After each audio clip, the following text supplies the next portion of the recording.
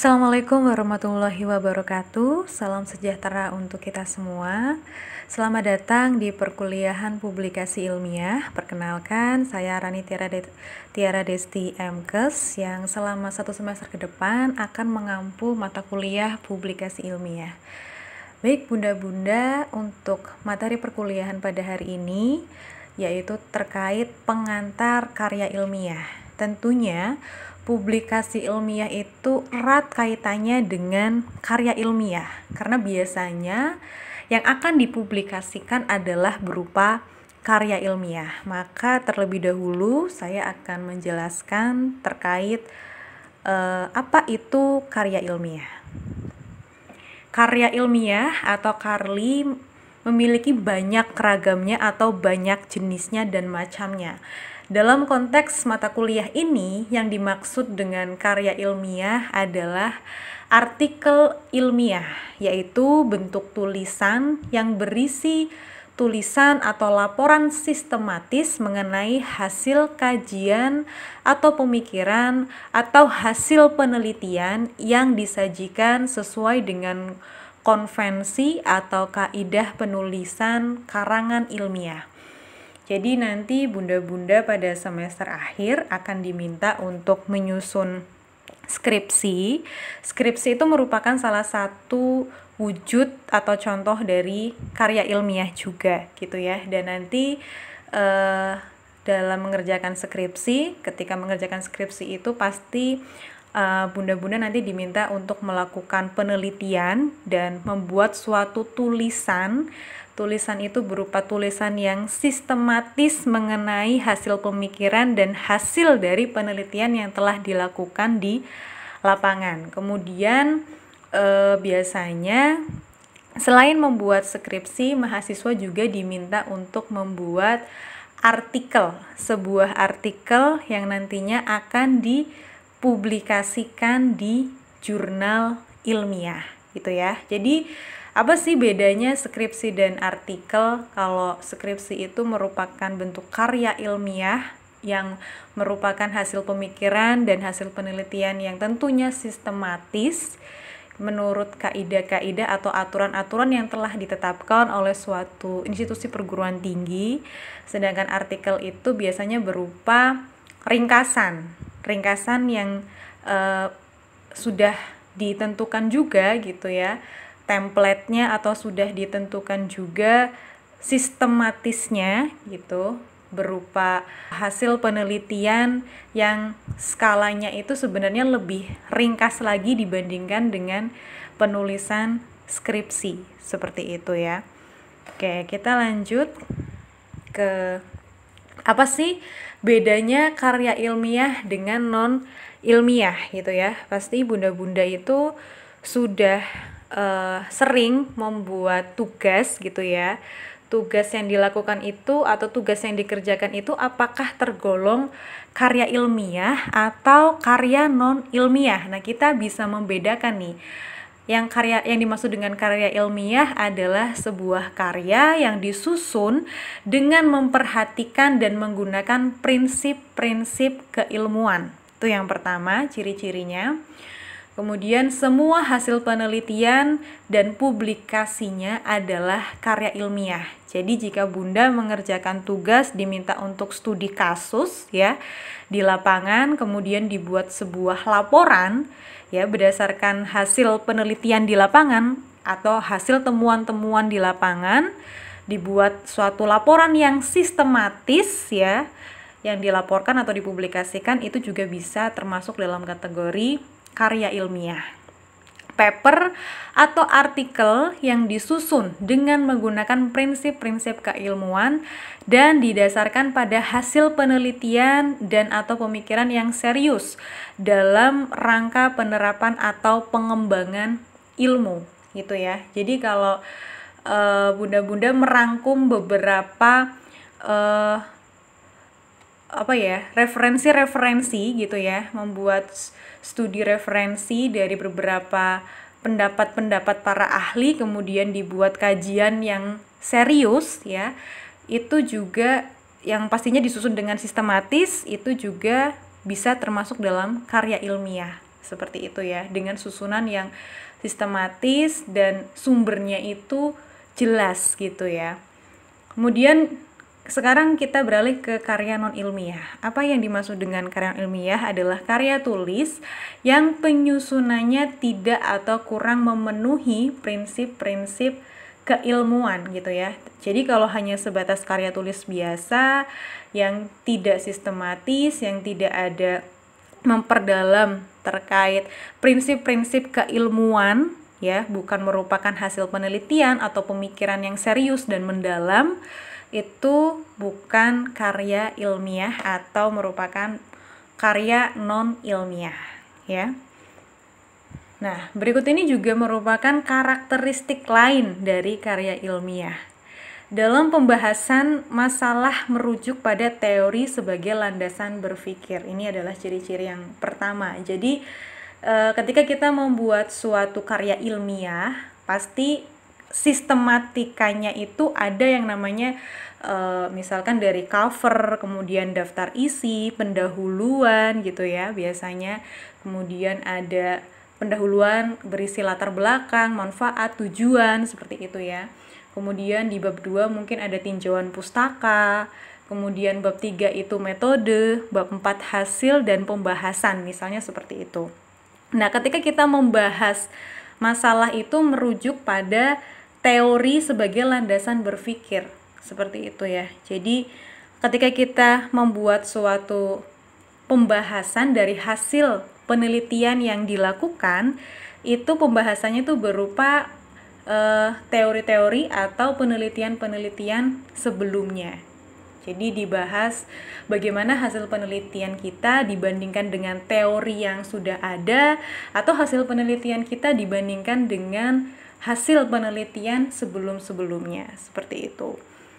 Kemudian ciri yang kedua adalah lugas, tidak emosional, bermakna tunggal, tidak menimbulkan interpretasi lain. Jadi ketika membuat susunan kata dan kalimat itu kalimat yang lugas, yang tidak menimbulkan suatu perasaan emosional ketika seseorang yang membacanya gitu. Namanya juga karya ilmiah ya, bukan berupa cerita fiksi atau dongeng yang ketika seseorang membaca itu bisa merasa sedih gitu ya, bisa merasa ikut larut ke dalamnya. Jadi berupa fakta-fakta gitu. Bahasanya itu bahasa yang lugas gitu. Kemudian bermakna tunggal atau tidak multitafsir dan tidak menimbulkan interpretasi lain. Ketika seseorang membaca itu, semuanya itu tahu bahwa maknanya adalah hal tersebut itu atau satu makna, seperti itu.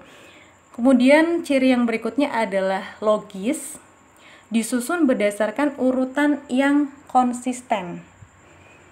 Jadi setiap karya ilmiah itu pasti ada sistematikanya, ada urutannya. Misalkan ketika kita menyusun skripsi itu sudah ada urutannya, mulai dari pendahuluan berisi latar belakang, manfaat, tujuan ya. Kemudian bab 2 ada tinjauan pustaka, kemudian ada kerangka pikir, kerangka konsep misalkan ya. Kemudian di bab 3 ada metodologi penelitian, populasi dan sampel, seperti itu ya. Kemudian di bab 4 ada hasil dan pembahasan, kemudian kesimpulan, seperti itu. Jadi sudah ada urutannya dan urutan tersebut itu konsisten, harus selalu sama urutannya ketika membuat skripsi atau karya ilmiah tertentu gitu ya. Begitupun ketika kita membuat artikel.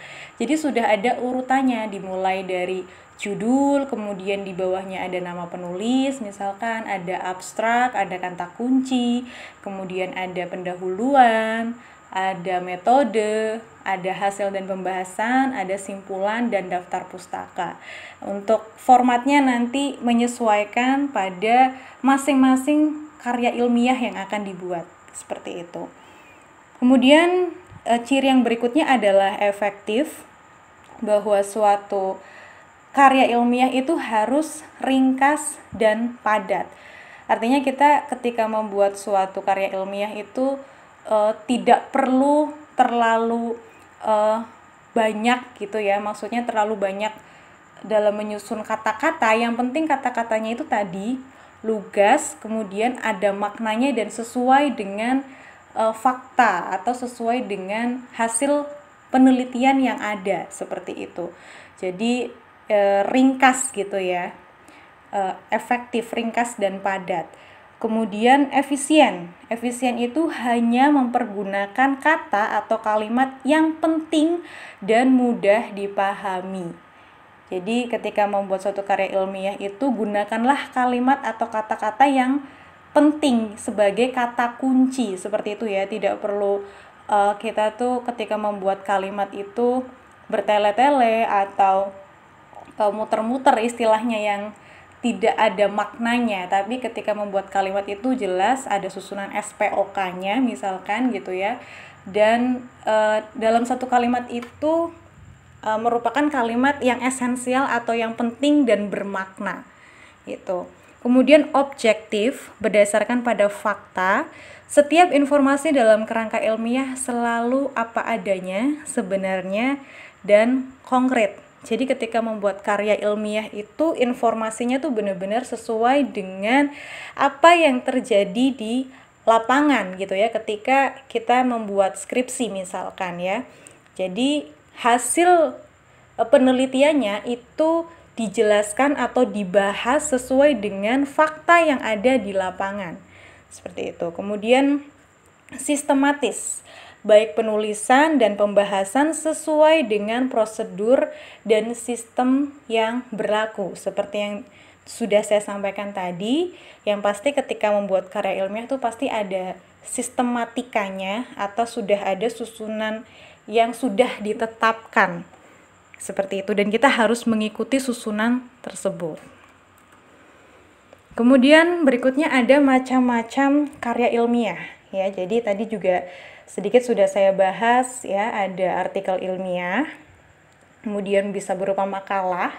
Makalah pun juga ada yang sifatnya pastinya ada yang ilmiah dan non ilmiah, seperti itu ya. Kalau yang ilmiah tadi berarti ciri-cirinya harus memenuhi sistematika penulisan, kemudian di dalamnya itu mengandung konten ilmu-ilmu, kemudian ada pembahasan yang mendalam di dalamnya gitu ya, merupakan hasil penelitian dan lain sebagainya.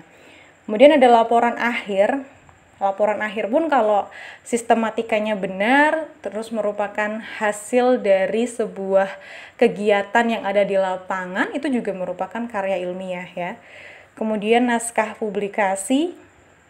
Laporan penelitian bisa berupa skripsi untuk tingkat pendidikan S1, tesis S2, disertasi S3, dan laporan penelitian tertentu, serta bisa berupa buku.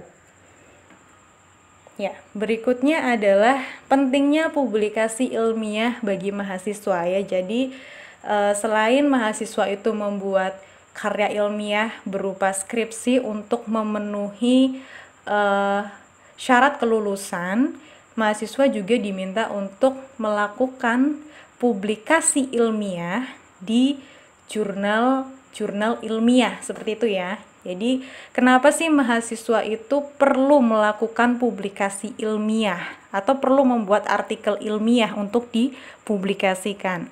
Yang pertama adalah untuk mengasah kemampuan argumentasi.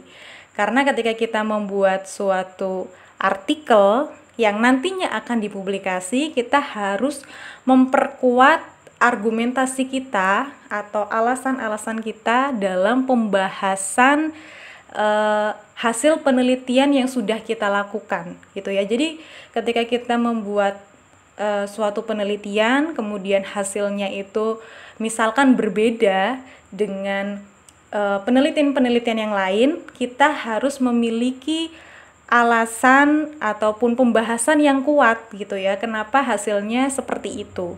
Lah itulah yang dimaksud dengan mengasah kemampuan argumentasi. Kemudian meningkatkan kemampuan kerjasama dan menjelaskan secara sederhana. Pada umumnya, artikel ilmiah itu ditulis oleh beberapa individu ya. Ya ada juga yang menulis secara tunggal gitu ya, atau menulis sendiri, tapi pada umumnya itu ditulis secara berkelompok, bisa terdiri dari 2, 3, atau 4 orang gitu ya. Jadi dengan kita menulis secara berkelompok gitu ya, berkelompok itu biasanya kalau mahasiswa ya berarti penulis pertamanya adalah mahasiswa, penulis keduanya dosen pembimbing 1, dan penulis tiganya adalah dosen pembimbing 2. Masing-masing individu kan pasti memiliki gagasan dan ide-ide gitu ya untuk menjalankan atau untuk menulis gitu ya, untuk menulis pendapatnya dalam artikel ilmiah itu gitu. Jadi ya itulah untuk meningkatkan kemampuan kerjasama dan menjelaskannya ide-idenya itu secara sederhana gitu. Kemudian pembuktian kompetensi dan portofolio. Pastinya ketika kita membuat suatu artikel yang dipublikasikan itu bisa menjadi pembuktian bahwa kita tuh memiliki kemampuan dalam penulisan karya ilmiah gitu ya. Itu menjadi nilai tambah sendiri bahwa kita memiliki kemampuan untuk melakukan penelitian dan mempublikasikannya dan bisa menambah portofolio kita gitu. Jadi semakin banyak publikasi ilmiah yang sudah dilakukan atau publikasi ilmiah yang sudah diterbitkan, maka orang tersebut diakui kompetensinya itu bagus dan portofolionya itu akan dinilai baik gitu ya. Kemudian pentingnya publikasi ilmiah yang lain adalah untuk berkontribusi dalam pengembangan ilmu pengetahuan. Ini merupakan hal yang memang lazimnya dilakukan gitu ya, bahwa ketika kita melakukan publikasi ilmiah itu kan basicnya atau dasarnya dari hasil penelitian. Ketika kita melakukan penelitian, maka kita mengembangkan ilmu yang sudah ada, kemudian kita teliti, kemudian bisa jadi kita malah mendapatkan teori baru atau mendapatkan hasil temuan yang baru yang belum ada sebelumnya. Dengan begitu, maka ilmu pengetahuan akan jauh lebih berkembang dengan adanya berbagai penelitian-penelitian yang dilakukan di lapangan. Kemudian memperdalam pemahaman di bidang ilmu tertentu. Ya. Begitu terkait pentingnya publikasi ilmiah. Kemudian dari mana sih sumber-sumber yang bisa kita lakukan sebagai referensi ketika membuat suatu karya ilmiah ya? Biasanya sumber-sumber yang bisa kita dapatkan untuk referensi itu berasal dari buku, bisa dari buku. Dan kalau buku itu aturannya biasanya dibatasi dalam kurun waktu 10 tahun terakhir terbitnya gitu. Jadi kalau sekarang ini tahun 2023, maka buku yang bisa dijadikan referensi adalah buku yang diterbitkan maksimal tahun 2013 gitu ya. Kalau kurang dari 2013, misalkan diterbitkan tahun 2012 ke bawah, itu sudah tidak bisa lagi digunakan untuk atau sebagai referensi. Kemudian untuk cara penulisannya seperti yang ada di slide ya. Jadi seperti ini pada umumnya. Ini tentunya juga tergantung pada masing-masing format penulisan gitu ya. Apakah menggunakan format penulisan apa atau Harvard gitu ya. Nanti disesuaikan dengan aturan penulisan karya ilmiah pada masing-masing program studi atau universitas gitu. Nah, berikutnya sumber atau referensi yang lain yang bisa digunakan adalah artikel ilmiah dalam jurnal gitu. Jadi artikel-artikel ilmiah yang ada di jurnal-jurnal ilmiah itu pastinya bisa menjadi sumber referensi, karena ketika kita membuat pembahasan gitu ya, atau membuat latar belakang masalah dari penelitian kita, itu pastinya butuh referensi dari artikel-artikel lain yang di dalamnya itu memberikan penjelasan terkait hasil penelitian yang telah dilakukan oleh orang lain gitu. Dengan begitu memperkaya pembahasan kita. Kemudian artikel dalam majalah atau koran. Jadi bisa juga kita dapatkan sumber dari artikel dalam majalah atau koran. Ya, contohnya ini misalkan artikel yang ada pada prosesor and interface gitu ya, komunikasi data. Ya tidak masalah juga, yang penting ada sumbernya gitu ya, ada sumbernya dan ada penulisnya, bukan anonim. Kemudian artikel atau koran atau surat kabar gitu ya. Jadi bisa juga berasal dari koran maupun surat kabar. Berita yang termuat di dalam koran maupun surat kabar. Kemudian bisa juga berasal dari dokumen resmi pemerintah ya. Misalkan berupa undang-undang gitu ya, aturan-aturan gitu ya, atau data-data yang ada pada situs atau website resmi pemerintah, data-data sekunder seperti itu bisa dijadikan sumber referensi. Kemudian lembaga yang ditulis atas nama lembaga seperti pusat pembinaan dan pengembangan bahasa. Kemudian misalkan datanya itu berasal dari misalkan dinas pendidikan atau mungkin dinas kesehatan, dinas lingkungan dan lain sebagainya gitu. Itu juga bisa kalau datanya berasal dari lembaga. Kemudian buku terjemahan, makalah seminar, skripsi, tesis ataupun juga disertasi itu bisa dijadikan sebagai sumber referensi dalam membuat karya ilmiah. Nah, bagaimana sih proses penulisan karya ilmiah? Jadi yang pertama adalah kita ketika sebelum menulis karya ilmiah, kita harus melakukan persiapan. Persiapannya pastinya dengan kita tuh mencari ide atau gagasan hal apa yang akan kita tulis gitu ya. Nah, biasanya ide atau gagasan itu bisa kita dapatkan dengan kita tuh membaca info-info atau berita-berita yang ada di sekeliling kita rajin-rajin membaca artikel ilmiah pastinya, kemudian berasal dari keresahan kita gitu ya, karena ada masalah dan keresahan yang kita alami itu bisa menjadi sebuah ide atau gagasan untuk kita menulis sesuatu, menulis karya ilmiah, karena biasanya suatu penelitian itu berawal dari masalah yang ada di sekeliling kita gitu ya, dan masalah itu bisa secara langsung kita rasakan atau kita bisa mendapatkan data masalah itu dari berbagai macam sumber, bisa dari berita di televisi, bisa dari kita mencari data melalui sumber-sumber di media massa ataupun melalui googling sekarang ya. Dan yang paling penting kita bisa melakukan persiapan dengan itu tadi, membaca artikel-artikel penelitian. Paling tidak kita mendapatkan inspirasi untuk menulis seperti itu.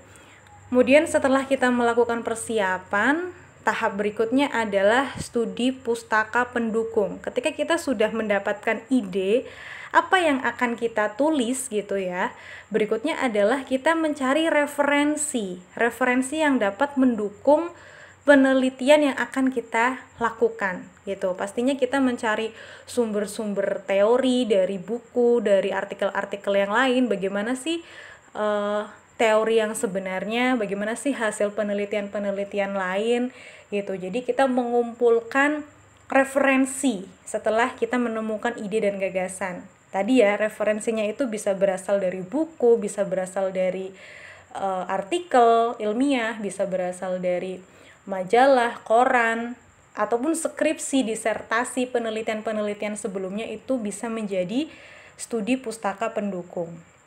Kemudian setelah kita sudah mendapatkan studi pustaka atau bahan-bahan yang akan kita tulis, berikutnya adalah mengumpulkan data dan informasi pendukung ya. Jadi kita bisa mengumpulkan data baik itu secara langsung ataupun tidak langsung. Kalau langsung berarti kita mencari data langsung di lapangan ya.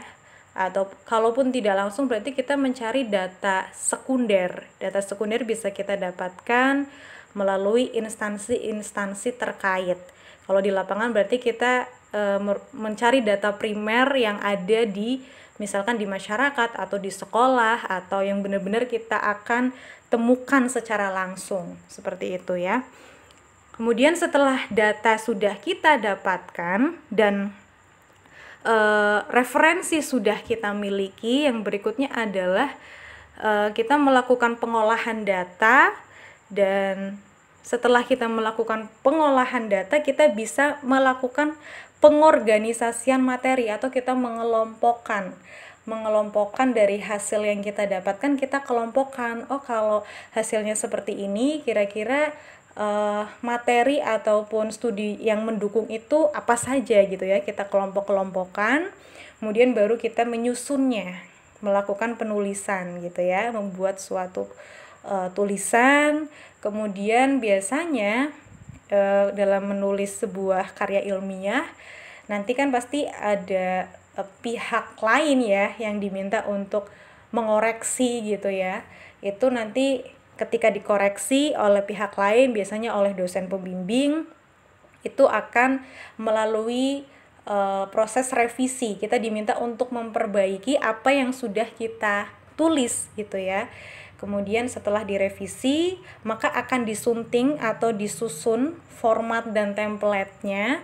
Apabila sudah sesuai, maka bisa dilakukan publikasi gitu. Kalau sudah benar-benar sesuai formatnya, sistematikanya, isinya sudah tepat, yang sudah dikoreksi oleh orang-orang yang memang sesuai dengan bidang keilmuannya, maka bisa dipublikasikan seperti itu. Ya, mungkin ini untuk materi terkait pengantar karya ilmiah yang hari ini sama-sama kita pelajari bersama. Untuk pertemuan selanjutnya nanti akan dilanjutkan lagi materi terkait publikasi atau sistematika penulisan ilmiah. Kurang dan lebihnya mohon maaf. Terima kasih atas perhatiannya. Saya akhiri. Wassalamualaikum warahmatullahi wabarakatuh.